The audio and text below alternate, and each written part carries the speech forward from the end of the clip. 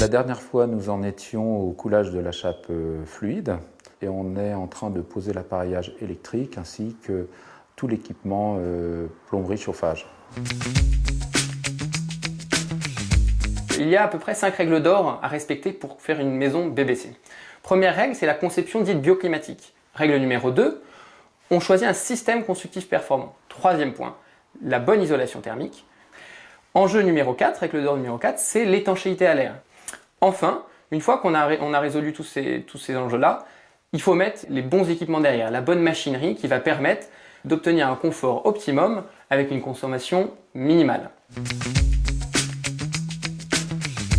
Ici, donc, nous avons un système Hydra-Condense, donc c'est une chaudière à condensation. Ça nous permet d'utiliser la quasi-totalité de l'énergie développée donc par la chaudière.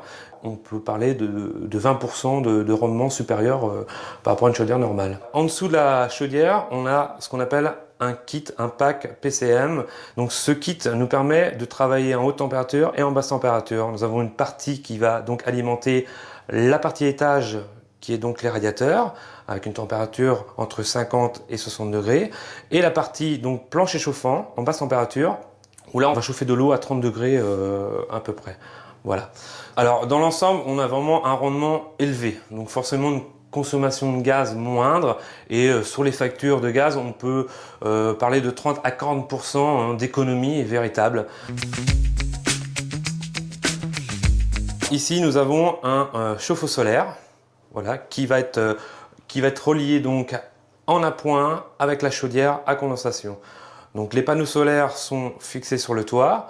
On vient chauffer un fluide caloporteur en circuit fermé qui vient lui à son tour chauffer l'eau sanitaire de la maison. Alors ici nous avons donc une entrée d'air dite donc hygro-réglable. En fait le but du jeu c'est de renouveler l'air, mais intelligemment, c'est-à-dire que les entrées d'air, elles, il y a une petite membrane à l'intérieur qui vont s'ouvrir plus ou moins en fonction du besoin de l'habitation. Et on a le même principe pour les aspirations, donc pour les bouches en plafond. Alors toutes les bouches VMC sont reliées à un moteur, un caisson motorisé. On aspire l'air, ni plus ni moins, et on le rejette en toiture. Alors la consommation d'éclairage, elle est prise en compte dans notre label. Alors aujourd'hui, avec les moteurs de calcul utilisés par les bureaux d'études thermiques, c'est quelque chose d'assez forfaitaire. Ceci étant, c'est vraiment la transition avec la façon dont les personnes utiliseront la maison.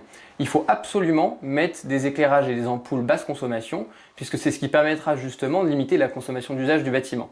Et là, on voit vraiment le rôle ensuite de l'utilisateur, c'est que c'est bien, on a fait un beau bâti avec des équipements performants, mais si derrière l'utilisateur, il ne fait pas des efforts, et aussi dans son comportement, dans sa façon d'utiliser sa maison, alors on n'aura fait que la moitié du chemin. On peut dire que la maison est terminée. Il va rester l'étape fatidique. On va pouvoir tester réellement la performance d'étanchéité à l'air. On n'a pas de raison d'être très inquiet pour ne pas passer le label.